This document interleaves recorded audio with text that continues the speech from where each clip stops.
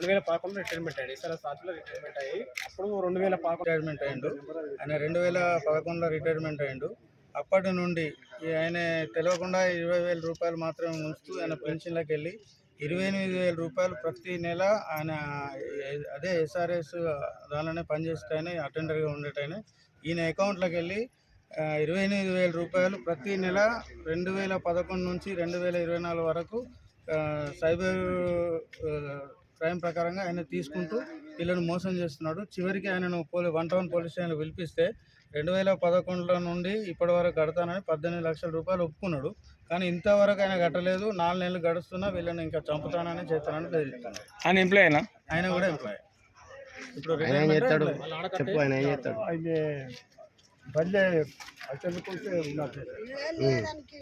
ఏం చెప్పి తీసుకున్నాడు పైసలు?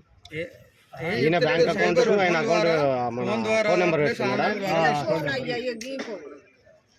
ఫోన్ ద్వారా ఆన్లైన్ ద్వారా తీసుకుంటాడు. బ్యాంక్ స్టేట్మెంట్స్ అంటే కొంచెం ఎక్కువ తెలుసు సార్. ఇప్పుడు ఒకసారి ఎమ్మడి రమ్మంటే పోయి ఫోన్ పే ద్వారా నేను మా చిన్నమ్మ 2011 రిటైర్మెంట్ అయింది.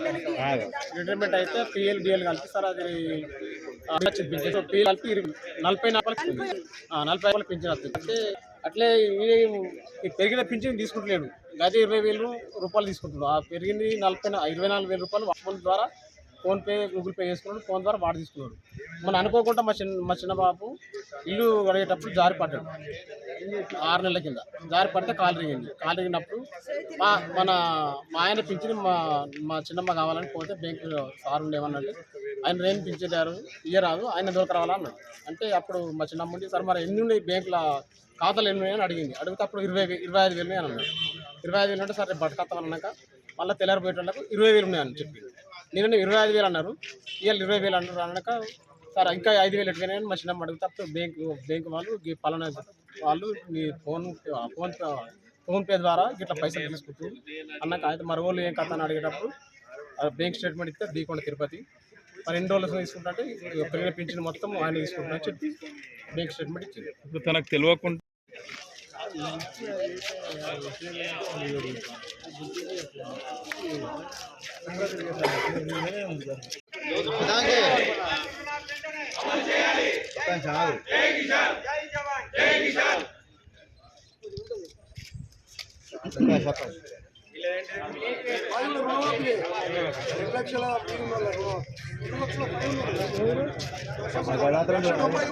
లోపల ఉన్నాము, 2 పైన కూడా ఉన్నాము, ఎవరు కాలేదు.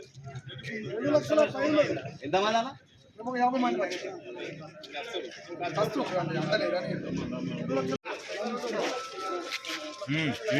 జై జవాన్ జై కిసాన్ జై జవాన్ జై కిసాన్ వెంటనే జై జవాన్ జై కిసాన్ జై జవాన్ జై కిసాన్ జై జవాన్ జై కిసాన్ 2 లక్షల రుణమాఫీ వెంటనే 2 లక్షల రుణమాఫీ వెంటనే జై జవాన్ జై కిసాన్ జై జవాన్ జై కిసాన్.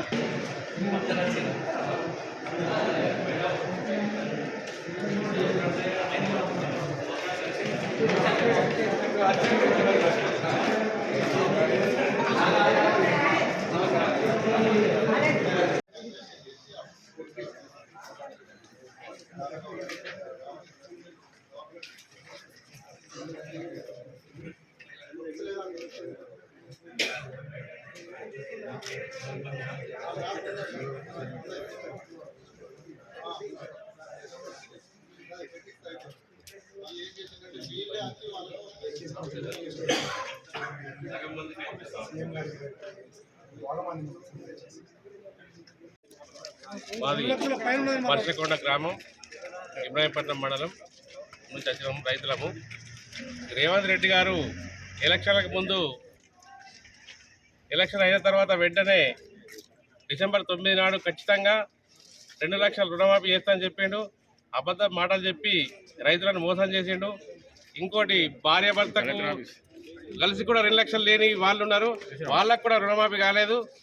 దయచేసి ఆలోచించి 2 లక్షల లోపైనా సరే ఎక్కువన్నా సరే ప్రతి ఒక్కరికి 2 లక్షల రూపాయలు రుణమాఫీ చేస్తే మేము మిగతా వాటి మేమే కట్టుకుంటాం. కాబట్టి తప్పకుండా రుణమాఫీ చేయాలా, ప్రతి రైతుకు రుణమాఫీ చేయాలా. ఇది మోసపూరితంగా మాటలు చెప్పుకుంటూ తప్పించుకుంటారు. అప్పుడే సంక్రాంతి అంటారు, మళ్ళీ ఏం చేస్తారో. దయచేసి ప్రతి రైతుకు 2 లక్షల రూపాయల రుణమాఫీ చేయాలని కోరుతున్నాం. నా పేరు నక్కల తిరుపతి రెడ్డి, గ్రామం తొమ్మరావుపేట, మండలం మేడిపల్లి. ఈ ప్రభుత్వం వచ్చి 1 సంవత్సరం అవుతుంది. ప్రభుత్వం రాగానే ఒక 100 రోజుల్లోపు రైతు రుణమాఫీ కంప్లీట్ చేస్తామని, 2 లక్షల వరకు రుణమాఫీ కంప్లీట్ చేస్తామని చెప్పింది. ఇప్పుడేమో ప్రభుత్వం మా గ్రామంలో 200 మందికి రుణం ఉంటే ఒక 100 మందికి వేసింది, ఇంకా 100 మందికి రుణమాఫీ కాలేదు 2 లక్షల వరకు ఉన్నలకు. ఇది మొత్తం పూర్తయిందని రేవంత్ రెడ్డి గారు చేతులు అవ్వడం ఇది చాలా బాధాకరం. రైతులు ఇప్పటికే మద్దతు ధర లేక, సరైన పంటలు దిగుబడి రాక కష్టాల్లో ఉంటే ఈ రుణమాఫీ పేరుతో ఇలా చేతులు ఎత్తేయడం చాలా దారుణం. ఇలాంటి రైతు భరోసా కూడా ఇప్పటికీ 3 పంటలైంది. రైతు భరోసా కూడా ఈ ప్రభుత్వం వచ్చి నుంచి రైతు భరోసా కూడా లేదు. దయచేసి రేవంత్ రెడ్డి గారు రైతుల మీద ఈ కక్ష సాధింపు తగదు. మీ ప్రభుత్వం చొరవతో ఇప్పటికైనా కళ్ళు తెరిచి ఈ 2 లక్షల రుణమాఫీ చేయాలని కోరుకుంటున్నాను. మేడిపల్లి మండలం తుమ్మారెడ్డి గ్రామం. ఇవాళ రేవంత్ రెడ్డి గారు ఎలక్షన్లో భాగంగా డిసెంబర్ 9 నాడు పోయి 2 లక్షల రూపాయలు తెచ్చుకొని నేను రాగానే 2 లక్షల వరకు రుణమాఫీ చేస్తానని చెప్పడం జరిగింది. ఇవాళ 1,99,999 వరకు చేయడం జరిగింది. అలా కొంతమంది ఇస్తుంది తప్పిపోయినాయి. మరి 2 లక్షల రూపాయలకు వీళ్ళకి 1 రూపాయి కదా, ఒక రూపాయి ఫరక్ కదా. ఆ రూపాయి ఏదో మీకు ఇబ్బంది అయితే ఆ రూపాయి మేము కట్టుకుంటాం. మిగతా వాళ్ళతో పాటు మిగతా రైతులతో పాటు మాకు సుధా అంతే చేయండి. మీరు 2 లక్షలు అన్నారు కాబట్టి 2 లక్షలు మేము అడుగుతున్నాం. ఇవాళ గత ప్రభుత్వంలో 1 లక్ష వరకు మాఫీ చేసారు. మళ్ళీ ఈ ప్రశ్న ప్రభుత్వం సుధా 1,000 లక్షల చిల్లరలు మాఫీ చేశారు. 2 లక్షల రూపాయలు 2 లక్షలు ఇస్తున్న రైతులకు అప్పుడు నష్టం జరిగింది, ఇప్పుడు నష్టం జరిగింది. ముఖ్యమంత్రి గారు దయచేసి ఆలోచించండి. ఇవాళ రైతు భరోసా లేదు. ఇవాళ వడ్లకు సుధా బోనస్ ఇద్దామని చెప్పి మళ్ళీ సన్నపట్లకు అని చెప్పి అన్నాం, సన్నపట్లకు 500 ఇస్తామని చెప్పిండు. ఇవన్నీ ఎంతవరకు కరెక్ట్? మీరు అప్పుడే ఎలక్షన్ ముంగట్లనే మేము సన్నపట్లు పెడితే ఇస్తామని చెప్పి మాట్లాడుతుంటారు. అన్ని అబద్ధాలు చెప్పి ఇది తప్పించుకోవడం ఇది కరెక్ట్ కాదు. ఒక ముఖ్యమంత్రి స్థాయిలో ఉండి వీళ్ళు మాట్లాడితే మామూలు ప్రజలు ఏమనుకుంటారు అని కొంచెం ఆలోచన చేయండి. మీరు ముఖ్యమంత్రి మీ స్థాయిలో కూడా మీరు ఇచ్చిన మాట కట్టుబడి రుణమాఫీ చేస్తారని ఆశిస్తున్నాం. జై జవాన్ జై కిసాన్.